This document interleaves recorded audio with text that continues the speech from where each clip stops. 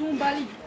Ebi bana sumo zanfala bele. Eni ala che zanfala e bana ke bi banko ka su. Tianya fi. Cheba koroto ali demsel fitino lu bebe ka su. Cheba koroto ebi joke ete sumo zanfala ere bana ya. Tianya be ka su nga fara ko zanfala be na ntse ka su. O ma ne de na si we. Ale don to be dama men kalo kale ni kango su ala ebi ba su. Nyaje. Meta gera na kana folo. Ta zanfala ko nga su ntia su. Ta oyu kumore. Eni mogoteo. Changache.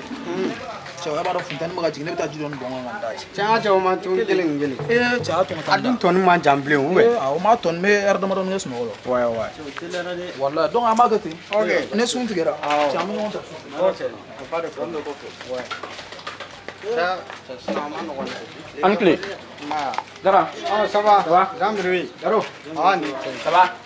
Ba sanze kuma shi. Ah. Cendu fana model jumai. Itan kerefe fan chaman chere la ibe dumun na itemoda. Te. Abi nyawo. Te era nya ko no le mumila. Hein? Ete changer di. Yes no ni zali. Hein? I toroba to ni sungalo belebele baina ka boni duni sogono kan na sigi mo chema ka dumuni de. Alfa musa yaro. Ko na beste ka susa. Fi fana ko famu Mu kelen pere be ge ipali ka so. Ni lebe ba panga O fo ni kamali ngoro. mangene de sa. Mumila. Zavala de bina. Allahu akbar. Ni cheme mo ko fa.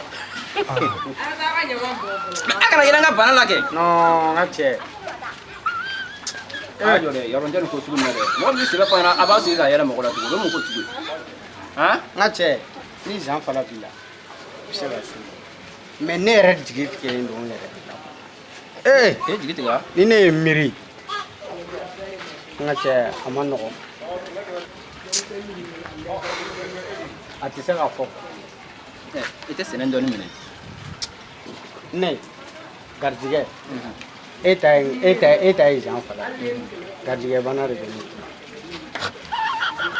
Gardige bana ani ngania. Wallahi wo fla.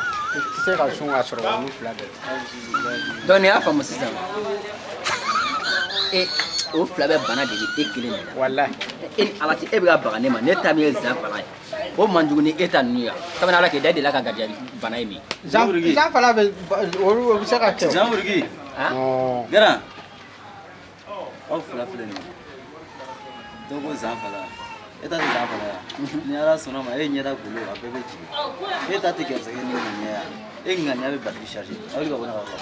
Yaro Awli bay. kabanga so kan bara. Awli. Mla ngatanga so. Ala ke ka gadia fone ha. Ala ki nganya ni. Eta te zanfala ya.